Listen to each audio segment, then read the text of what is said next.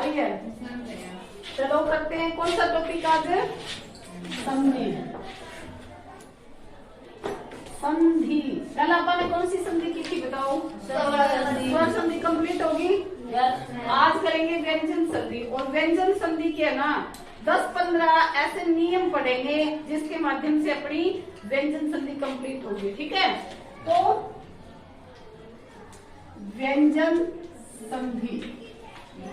व्यंजन संधि की क्या परिभाषा होती है? मैंने कल आसान सी ट्रिक बताई थी। व्यंजन है तो हाँ, व्यंजन का स्वर या व्यंजन से मेल, ये क्या था? व्यंजन संधि। अब ये परिभाषा है। इससे पहले हमें बाद में इससे पहले हमें क्या करना पड़ेगा? व्यंजन आना जरूरी है। व्यंजन आता है, आते हैं क्या सबको? व्यंजन की परिभाषा या व्यंजन बताओ कौन कौन से होते हैं? बस आते हैं, यही होते हैं क्या?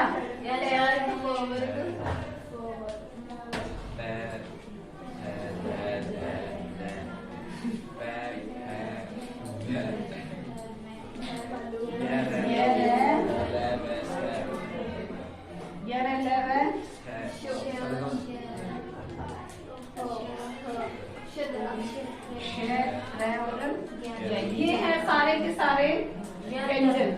इसमें ना कई नियम ऐसे हैं कि जो पहला वर्ण है वो तीसरे में कब बदलता है, पहला जो वर्ण है वो पांचवें में कब बदलता है, इसके कुछ नियम है तो वो हम पढ़ेंगे। देखो पहला वर्ण है कै, चे, टे, ते, पे। हमें पता है कि कैसे लेकर के मैं तक ये कौन से व्यंजन है?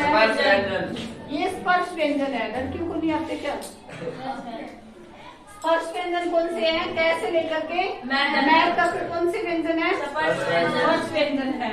अगर प्लस से पहले यानी कै, चे, टे, ते, पे, पहले तो एक बात ध्यान रखो कि कोई भी वर्ण है, ये जो वर्ण है इसमें ये शुद्ध रूप नहीं है। इसका अर्थ है कै प्लस ए, यानी दो वर्ण है।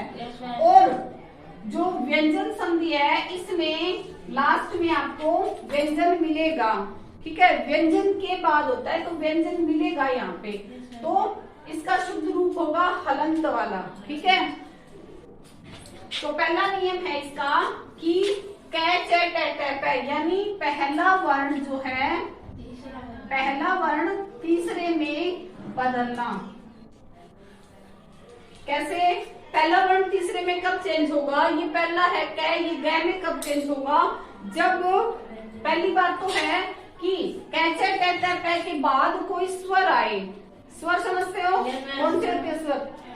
हाँ, समझते हो भाई। यानी पहला वर्ण यानी कै, चे,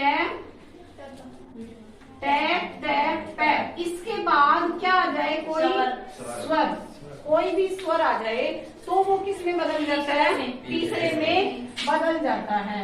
अगर इनके बाद कै, चे, टे, ते, पे के बाद क्या आ जाए? कोई नहीं, पहले तो कोई स्वर आ जाए, इसके बाद पहले मैं ये उदाहरण बताती हूँ आपको। जैसे इसका उदाहरण बताओ, जैसे दिक् प्लस अंबर। ठीक है, दिक् प्लस अंबर। अब देखो यहाँ कै है और कै के बाद कोई स्वर आया है, कोई स्वर आता है तो वो कौन से में चेंज होता है? तीसरे में। तो ये कै वाली लाइन में तीसरा कौन सा होता है? गै। तो क्या बन जाएगा? कै का दिगंबर, दिगंबर। आई बात समझ कितने बच्चों को? ठीक है, अब दूसरा नियम है अपना, क्या है कि यदि येरे लेवे आता है, पहले तो स्वर वाला देख लिया, अब कैसे टे, पे के बाद यदि आ जाए ये, इससे पहले तीसरा और चौथा वर्ण, कैसे टे, पे के बाद तीसरा या चौथा वर्ण, तो भी वो कौन से में कन्वर्ट होगा? तीसरे में। कैसे? देखो दिग्गज होता है, दिक् प्लस गज। ठीक है, यहाँ देखो क है, पहले क आया है और बाद में तीसरा या चौथा कोई भी वर्ण, तीसरा और चौथा ये है तीसरा और चौथा, इनमें से कोई सा वर्ण आगे आ जाता है तो कौन से में कन्वर्ट होगा? तीसरे में। तो ये क्या बन जाएगा? दिग्गज। ये क्या है, ये किसमें चेंज होगा? दिग्गज। ये बात समझ आई? Yes ma'am. एक एक दो उदाहरण करेंगे वरना वीडियो बहुत बड़ी बन जाएगी। अब इसी का तीसरा नियम है, यदि कै चे ते ते पे यानी पहले वर्ण के बाद यदि आ जाए ये रे लेवे तो भी कौन से में कन्वर्ट होगा? ये तीसरे में। कौन से में? तीसरे में। जैसे उदाहरण बताओ इसका। हाँ बताओ इसका उदाहरण कोई। शाबाश। जैसे सत प्लस यंत्र, देखो ये रे लेवे, इनमें से देखो ये आ गया, ये पहला वर्ण है, पहले के बाद ये आ गया तो ये किसमें कन्वर्ट हो जाएगा? दे में। सद यंत्र। ये बात समझ आई? Yes ma'am. सभी को? Yes ma'am. ठीक है, ये हो गया अपना पहला नियम, यानी पहला जो वर्ण है वो तीसरे में कन्वर्ट कब कब होता है। आप साइड करो। आई बात समझ? अब है दूसरा नियम क्या है इसका, कि पहला वर्ण जो है वो पांचवें में कब बदलता है, यानी पहला वर्ण है ये पांचवें में कब बदलेंगे। ठीक है, तो दूसरा नियम है इसका कि कै चे ते और पै, ये इसके बाद यदि क्या आ जाए, इसके बाद यदि न या मैं आ जाए, अनुस्वार वर्ण आ जाए, न या मैं, इन दोनों में से कोई सा एक आ जाए तो ये अपने वर्ग के पांचवें वर्ण में चेंज होते हैं। ठीक है, कैसे देखो उदाहरण बताओ इसके। जैसे सत प्लस मास। हाँ ये तो बहुत जल्दी बता लोगे। अब देखो मैंने बताया न या मैं आ जाए, न या मैं, तो यहाँ मैं आ गया तो ये जो है वो अपने वर्ग के पांचवें में कन्वर्ट हो जाएगा। तो ये हो जाएगा ते का पांचवा वर्ण कौन सा होता है? अण। ये आता है तो सण मास। ठीक है, समझ आ गई ये बात। जैसे एक और उदाहरण लेते हैं, दिक् प्लस नाग। अब यहाँ भी देखो न आया हुआ है, न आया है प्लस के बाद और पहले ये व्यंजन है तो कौन से में कन्वर्ट हो जाएगा ये? कैसे? दी कै वाला पांचवें कौन सा होता है? अरे तो नाग। आई बात समझ सबको? ये हो गए अपने दो नियम। अब है तीसरा नियम, यानी इसमें कैसे के बाद न या मैं आता है तो कौन से में कन्वर्ट होता है? पांचवें में। बस ये दो ही नियम ज्यादा मुश्किल थे, इसके बाद लगभग सारे के सारे क्या है? आसान है, इजी है। देखो अगर तय के बाद च या छ आता है तो उस वर्ण का क्या बन जाता है? च बन जाता है। कैसे? देखो उदाहरण देखते हैं। ये तीसरा उदाहरण था, तीसरा नियम सॉरी। जैसे तत् प्लस चारण, उत्त प्लस चारण। देखो यहाँ च आ गया, मैंने बोला था च या छ दोनों ही यहाँ आ जाए तो क्या बन जाएगा? तय का छ। तो ये तय का क्या बन जाएगा? आधा च और चारण, उच्चारण। ये नियम नंबर कौन सा था? थर्ड नियम था। अब इसको मैं रख कर देती हूँ क्योंकि इनकी अब आवश्यकता कम पड़ेगी तो आपको आते ही है, आते है ना, दोबारा लिख लेंगे। अब नियम नंबर 4 नंबर नियम देखो क्या है कि तय के बाद यदि जय या झ आता है, तय के बाद जय या झ आता है तो भी वो किस में कन्वर्ट होता है? जय में। तय के बाद जय या झ आए तो किस में कन्वर्ट होगा? ये जय में। उदाहरण देखो तय है, तय के बाद जय आया हुआ है तो ये तय किस में कन्वर्ट हो जाएगा? जय में। तो तज्जनित।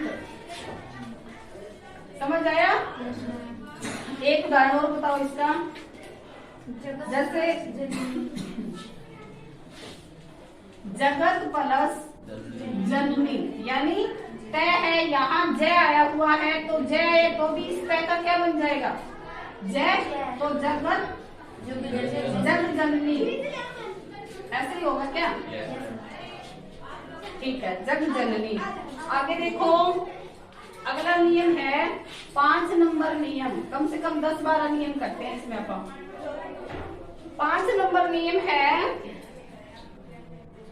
तय के बाद यदि तय या ठय आता है, तय के बाद तय या ठय आता है तो क्या बन जाएगा इसका? तय। कैसे? जैसे तख्त प्लस टिक्का। तो देखो तय के बाद तय आ गया तो इसमें इस तय का क्या बन जाएगा? तय बन जाएगा। तो तटिक्का। ठीक है। नियम नंबर 6 नंबर नियम पढ़ेंगे कि तय के बाद द या ढ होता है, तय के बाद द या ढ होता है तो क्या बन जाता है? द बन जाता है। कैसे?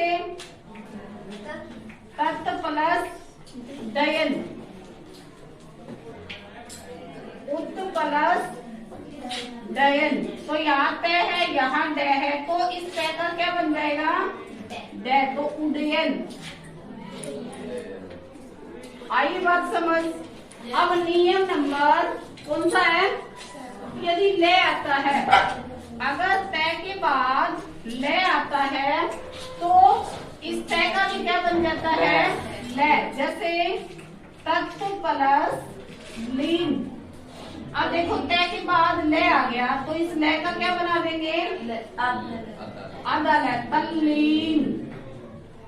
आइए बात समझ? ठीक है, बहुत बढ़िया। आगे नियम नंबर 8 नंबर नियम क्या है कि यदि तय के बाद बन जाता है, तय का द बन जाता है और है का ढ बन जाता है। जैसे उदाहरण बताओ इसका एक। जैसे उत प्लस हार। तो देखो तय का द बन जाएगा, उद, है का ध बन जाएगा, उद्धार। समझ आई ये बात? आगे ना। अब नियम नंबर 9 नंबर नियम क्या है? बन जाता है, यानी मैं के बाद कोई भी स्पर्श स्वर, स्पर्श वर्ण कौन से होते हैं? स्पर्श वर्ण कैसे लेकर के मैं तक। अगर कैसे मैं तक कोई भी वर्ण आता है तो मैं का अनुस्वार बन जाता है। जैसे बताओ, सम प्लस पूर्ण क्या बन जाएगा? ये मैं है, ये आगे देखो स्पर्श वर्ण आया हुआ है तो संपूर्ण, इसको अनुस्वार में लगा देंगे। अब री सी वाला देखो, अगर री, रे और से इसके बाद क्या आ जाए? अगर री, रे, से के बाद कोई भी न आ जाए, बाद न आता है तो वो किस में चेंज हो जाता है? अणय में। न जो होता है वो